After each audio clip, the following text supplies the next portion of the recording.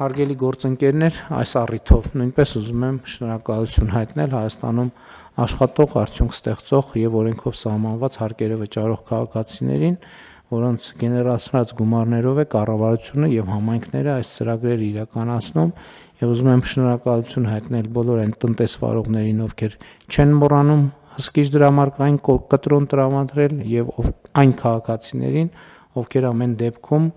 պահանջում, ստանում եւ վերցնում են հսկիչ դրամարկային կտրոն, որպեսզի կառավարությունը այս բոլոր ծրագրերը իրականացնելու հնարավորություն ունենա։ Եվ նաեւ ուզում եմ հետեւյալը երեկվա ընդհանրապես մարզային այցերից 1-2 տպավորություն կիսել, որովհետեւ բաներ կան, որ մենք ասում ենք ու չենք ֆիքսում։ Մասնավորապես մենք տարիներ առաջ որդեգրեցինք 500 մանկապարտեզ կառուցելու ծրագիրը եւ 2026 թվականին մենք կկառուցենք, այսինքն համոզված ենք, որ 500 մանկապարտեզը կունենանք, բայց մենք չենք գնահատում եւ առերեսվում, որովհետեւ 500 մանկապարտեզների մեծ մասը, մի զգալի մասը, իհարկե ես այսօր առավոտ հանձնարարական եմ տվել վիճակագրությունը կամփոփենք։ Խոսքը ընդհանրապես գոյություն չունեցող մանկապարտեզների մասին է, այսինքն պատկերացնում եք բնակավայրեր, որոնք հարյուրավոր տարիներով մանկապարտեզ չեն ունեցել եւ երկրորդը ունենք դեպքեր, երբ որ սեփականաշնորհված են եղել մանկապարտեզների շենքերը եւ ինչ որ ձևերով վերադարձվել են եւ ունենք մանկապարտեզներ, որ ասենք 30 տարի պարզապես չեն գործել կամ 15 տարի կամ 25 տարի։ Եվ ես ուզում եմ մենք էլի մեր խնդիրներին առերեսվելով տնտեսական, սոցիալ-հոգեբանական, սոցիալական մենք չենք տեսնում պատճառահետևանքային կապը։ Բա 500 մենք մտածում ենք հաջորդ փուլում եւս 100 մանկապարտեզի կարիք կլինի, որը այս փուլում կհագեցնի։ Լավ, մաքսիմում թող 200 մանկապարտեզի կարիք լինի։ Բայց մենք չենք գնահատում այդ 500 մանկապարտեզի բացակայությունը ինչ հետևանքներ ա բերել Հայաստանի Հանրապետության եւ տնտեսության եւ ընդհանրապես բոլոր ուղղություններով մեր երկրի զարգացումը ինչքան է կասեցրել, ինչքան երիտասարդ մայրեր են, որ այդ ամենի հետևանքով կրթությունը բարելավելու հնարավորություն չեն ունեցել, աշխատելու հնարավորություն չեն ունեցել, ինչքան երեխաներ են, որ ոչ միայն կրթություն չեն ստացել, այլև այն ժամանակը, որ պետք է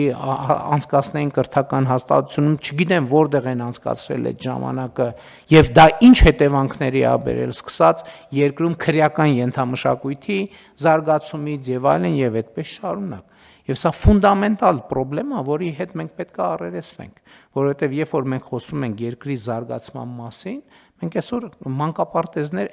մենք ավելին հիմա շատ կարևոր որոշումներ կա, այսինքն դե ֆակտո կայացված են այդ որոշումները մնում է դե յուրե արձանագրել, նաև չնայած մասամբ նաև դե յուրե են արձանագրված, մենք հաջորդ փուլում պետք է լայնորեն հասանելի դարձնենք մսուրային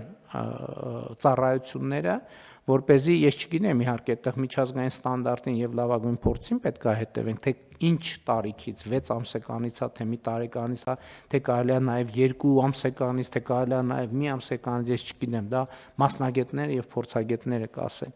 Ընդ որում այստեղ նաեւ մենք կրթության եւ բարձրագույն կրթության ոլորտում մեր միջազգային գործընկերների հետ խորհրդակցելով այսպիսի լուծումների ենք եկել։ Մենք հաջորդ փուլում մեր այսօր ունեցած մանկապարտեզում մանկավարժական մասնագիտությունների անհրաժեշտությունը եւ պահանջը կմեծացնենք եւ մենք մասնավորապես մանկապարտեզների դաստիարակները պարտադիր պայման կլինի մանկավարժական բարձրագույն կրթություն ունենալը եւ այս համակարգի ներդրմամբ նաեւ մենք մանկավարժական ուղղություններով մի շարք մարզերում մանկավարժական բուհերի գործունեությունը կապահովենք եւ մի շարք մարզերում մենք կունենանք մանկավարժական ուղղությունների բուհեր, բացի, այսինքն ակադեմիական քաղաքում ինչ կլինի, ուրիշ ուղղություններով կլինի, բայց այս ուղղություններով մենք մարզերում կապահովենք բարձրագույն կրթությունը։ Այսօրվա մանկապարտեզի մասնագիտական ուրեմն պահանջները մենք կտեղափոխենք մսուրային հատված արդեն, որտեղ արդեն նաև հնարավորություն կլինի, որ մասնագիտական կրթության որակավորմամբ դաստիարակներ աշխատեն մսուրային հատվածում եւ սա նույնպես շատ կարեւոր եւ էական որոշում է, որով մենք պետք է անպայման զբաղվենք։ Հաջորդ արձանագրումը հետեւյալն է, եւ իհարկե ես դրա մասին խոսել եմ, իմ այցերը գործնականում ուղիղ եթերում են գնում, բայց ես շատ կարեւոր եմ նախ հասկանալիորեն ոչ բոլորն են հետևում այդ ամեն ինչին։ Ես հիմա մարդկանց ասում եմ հետեւյալը, որ ընդհանրապես որևէ բնակավայր մեր հետ շփումներում կարող է նույնիսկ չբարձրացնել ջրի հետ կապված հարցերը, որովհետև մենք գիտենք, որ հանրապետությունում չկա այդպիսի բնակավայր, որը ջրի հետ կապված խնդրեմ գործնականում չկա այդպիսի բնակավայր։ Ընդ որում, եթե մենք արձանագրենք ստանդարտը, ինչ նկատի ունենք, մենք նկատի ունենք, որ խմելու ջուրը եւ ոռոգման ջուրը դրանք պետք է ամբողջությամբ իրարից տարբեր բաներ լինեն։ Այսօր մենք բազմաթիվ բնակավայրերում ունենք իրավիճակ, որ ոռոգման ջրի բացակայության պատճառով մարդիկ ոռոգման նպատակով օգտագործում են խմելու ջուրը եւ սրա արդյունքում խմելու ջրի եւ կորուստները եւ անարդյունավ եւ ծավալը նվազում է։ Եվ որպեսզի պարզ լինի, հաջորդ 5 տարում ջրային խնդիրները մեզ համար լինելու են 5 առաջնահերթություններից մեկը, որպեսզի նաեւ քաղաքացիներին մեզ էլ այս թեմայի կարևորությունը եւ կարևորության ծավալը ընդգծվի, ես արձանագրում եմ մարդկանց հետ խոսելիս ասում եմ եւ այդ միտք ուզում եմ այստեղ էլ ասել, ինչպես նախորդող շրջանում խաղաղության օրակարգն էր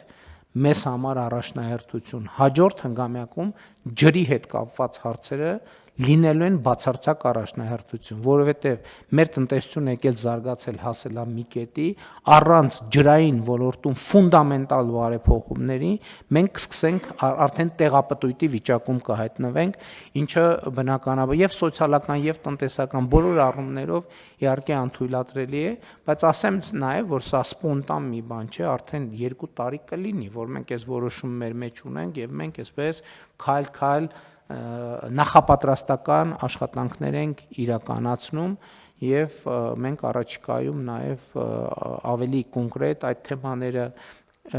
արդեն ոչ թե քննարկելու, այլ իրականացման process-ները սկսելու հնարավորություն կունենանք, բայց այստեղ էլ մենք պետք է հասկանանք, որ գործնականում, եթե մի քիչ էլ սուր ձևակերպենք, խոսքը հանրապետության ամբողջ ջրային ենթակառուցվածքը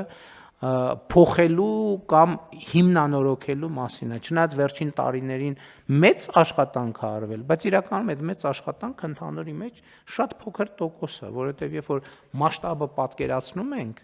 թե ինչքան չոռոգվող հողեր կան հանրապետությունում, թե ինչքան բնակավայրեր եւ բնակավայրերի մեջ բնակավայրեր կան, որ ջրի հետ կապված շատ թե քիչ տանելի վիճակ է, բայց առանձին թաղամասերում հասանելիություն չկա։ Այս համատեքստում բնականաբար նկատի է առնվում նաև ջրահեռացման համակարգերի գոյությունը։ Մենք զարմանքով ենք արձանագրում, որ Երևանում, Հայաստանի Հանրապետության մայրաքաղաքում 21-րդ դարում կան թաղամասեր ամբողջական, որ ընդհանրապես կոյուղի չունեն։ Եվ այս ամեն ինչով մենք քաղաքական մեր ռազմավարական արձանագրումն այն է, որ օգտագործումից հետո որևէ ջուր առանց մաքրման չպետք է բաց թողնվի բնություն։ Ես ասում եմ, որպեսզի մենք այս խնդրի եւ աշխատանքի ծավալը պատկերացնենք, որևէ մեկը